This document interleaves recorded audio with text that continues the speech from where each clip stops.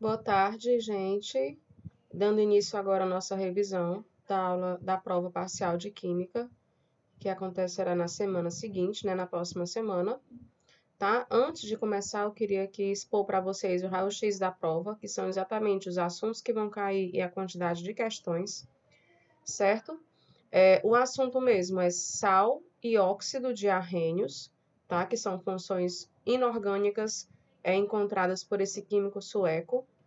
Que até hoje essas definições e essas funções elas são utilizadas normalmente, tá? Não houve alteração nas teorias que ele criou, tá bom? Os assuntos estão nos capítulos 24 e 25 do livro.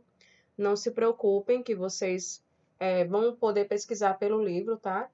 E para responder a revisão, eu já indico as páginas onde estão as respostas. Então, vai ser uma prova bem prática e vocês com certeza vão fixar os conhecimentos e ter bons resultados, tá?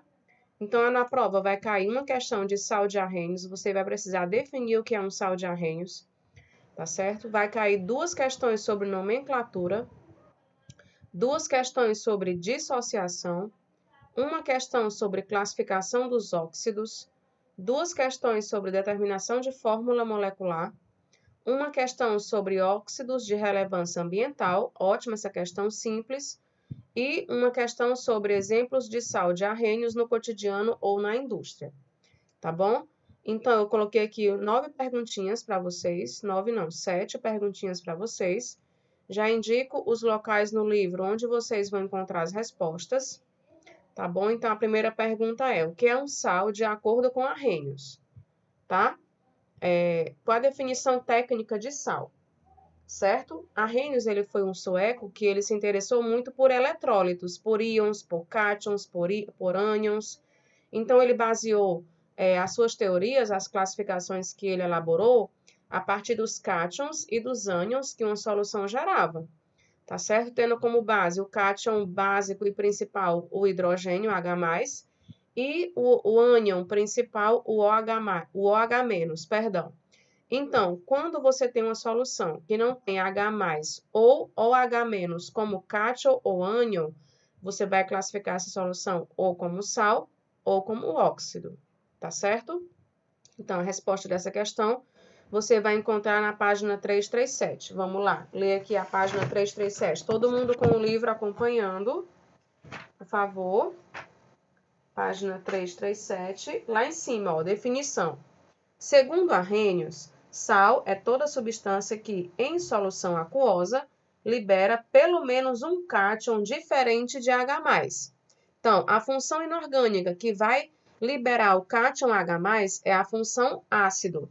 Qualquer solução iônica que tenha um cátion que não seja o H+, você vai chamar de sal, tá certo? E um ânion diferente de OH-, tá bom? Numa solução, quando você tem ânions OH-, você vai ter uma base, tá bom, meus amores? Se você tiver soluções que não tenham H+, nem OH-, você vai chamar de sal, tá bom? Professora, qual seria então a definição de óxido? Sal a gente já sabe, e óxido? Tá lá na página, não vai cair na prova, tá? Mas eu já vou adiantar para vocês, só para vocês relembrarem esse conhecimento, na página 358. Definição de óxido que é composto binário, ou seja, formado por dois elementos apenas, sendo o oxigênio o elemento mais eletronegativo entre eles. Tá? Então, um óxido é qualquer substância química que tenha dois elementos apenas formando. Um dos elementos é o oxigênio, e o oxigênio sempre vai ser o mais eletronegativo, vai ter mais elétrons do que prótons em relação ao outro, tá bom? Mas para essa prova vocês vão precisar lembrar do que é um sal e definir e escrever a definição que está na página 337, tá? Na segunda questão, aqui da revisão, tem o que é necessário conhecer para aprender a nomear um sal. Aí bem aqui embaixo eu coloquei uma tabelinha. Essa tabela tem no livro de vocês, tá? Para você aprender a nomear um sal é muito simples, gente, muito fácil, preste atenção. Todo sal vai ter um próton que não é o H+. No caso aqui, ó, vai ser o lítio, tá? O próton não é o H+, é o lítio. E o ânion não é o OH-, é o NO3-. Aí é só você saber o nome desses dois e dar o nome do sal aqui, ó. Nitrato de lítio, nitrato de sódio, nitrato de cálcio, tá? Sempre a nomenclatura vem o ânion na frente e o cátion no final. Então, você tendo isso aqui em mãos e no livro de vocês tem a tabela, vocês vão saber nomear um sal muito fácil, tá certo? Aqui, ó, mais embaixo, o SO4 2- é o ânion e o potássio é o cátion. Então, qual vai ser o nome dele? Sulfato de potássio, sulfato de cálcio, sulfato de alumínio, tá bom? Mas aqui embaixo, o ânion já não é mais o nitrato nem o sulfato, já vai ser o potássio. Perdão, o fosfato. Então, fosfato de sódio, ó, tá aqui o nome desse ácido, fosfato de cálcio e fosfato de alumínio, tá? Todos são ácidos utilizados na indústria, são ácidos também pouco comuns no nosso cotidiano, mas que por trás dos ingredientes de cremes de cosmético, de sabonetes, na indústria que fabrica vidros, sempre eles usam esses sais para facilitar a produção em larga escala, tá bom? Então, são sais reais, utilizados sim pelos homens em algumas áreas, tá? Funções inorgânicas, só repetindo aqui a definição de sal, tá? Essa definição tá só um pouco mais simples do que no livro, mas que é a mesma coisa. Vamos repetir.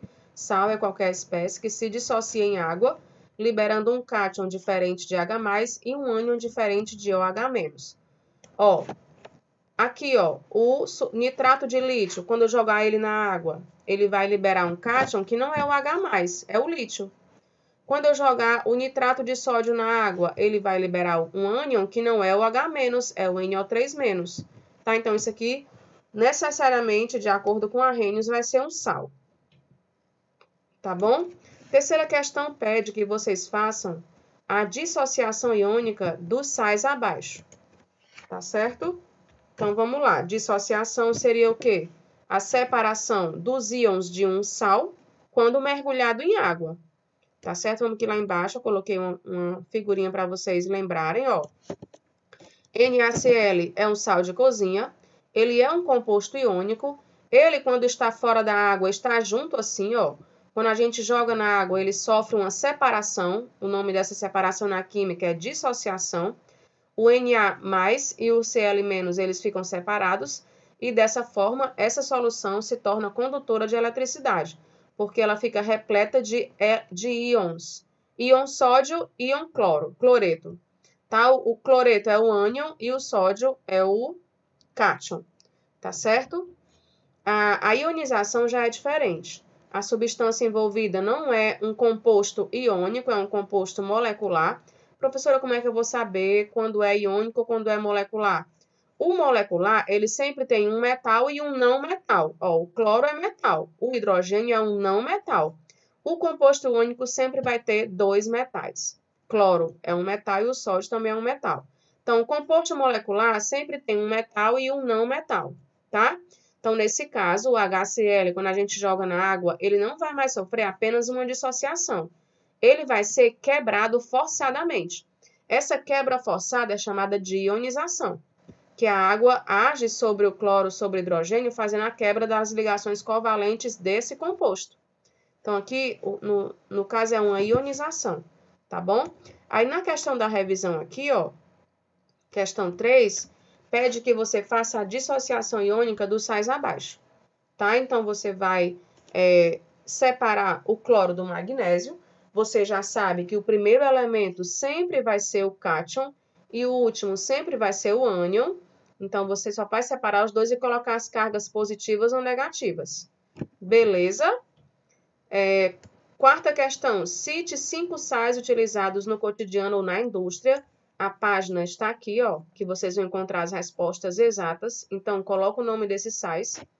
Quinta, cite 3 óxidos de grande relevância ambiental. Está aqui as páginas onde tem óxidos somente utilizados em relevância ambiental. Óxidos que contribuem tanto para preservação quanto para a destruição do meio ambiente. Eu quero que vocês citem pelo menos 3, tá? Como se caracteriza um óxido neutro? Página 360, vão lá ver essa definição, tá bem destaque, bem simples, certo? E a 7ª é dê os nomes dos óxidos abaixo, tá bom? Então, nomenclatura de óxido também não é difícil, tá? Coloquei aqui embaixo, ó, uma imagem para facilitar vocês a classificar os óxidos. Gente, todo óxido vai ter o nome óxido na frente e depois o nome do metal. Aí, nessa questão 7 da revisão, eu pedi para você colocar, dê os nomes não, tá, gente? Dê a fórmula molecular dos óxidos abaixo. Então, você já sabe que só em ser óxido tem só 2 elementos, nunca vai ter 3 letras diferentes. Então, óxido na frente e o cátion depois. Então, é tetróxido de nitrogênio. Como é que vocês vão colocar a fórmula molecular deles? Tá? Então, essa nomenclatura de óxido, vocês vão achar na página 355, tá certo? Então, é isso. A prova de vocês está muito boa, fácil. Vocês estudando por essa revisão, vocês vão sim tirar uma ótima nota, tá certo? Vocês vão poder pesquisar as respostas, tá bom? E depois eu divulgo o resultado para vocês, tá? Próxima semana vai ser a avaliação parcial, tá bom? Isso presencial. Vocês que estão online vão entregar na escola até o dia 10, não é isso? Então, vou receber para corrigir, tá? No mais, meus amores, é isso, tá certo? Depois que passar a prova, a gente vai começar a estudar. Deixa eu ver aqui, só um minuto. Depois dessa prova vai começar um assunto massa, que é reações químicas, tá? Como é que a matéria se comporta em contato com outra matéria? Como é que se tem choque, se tem produto, se tem reagente, se tem diminuição, tá bom? Então vai ser massa. Então, qualquer coisa estou disponível, tá bom? E um abraço.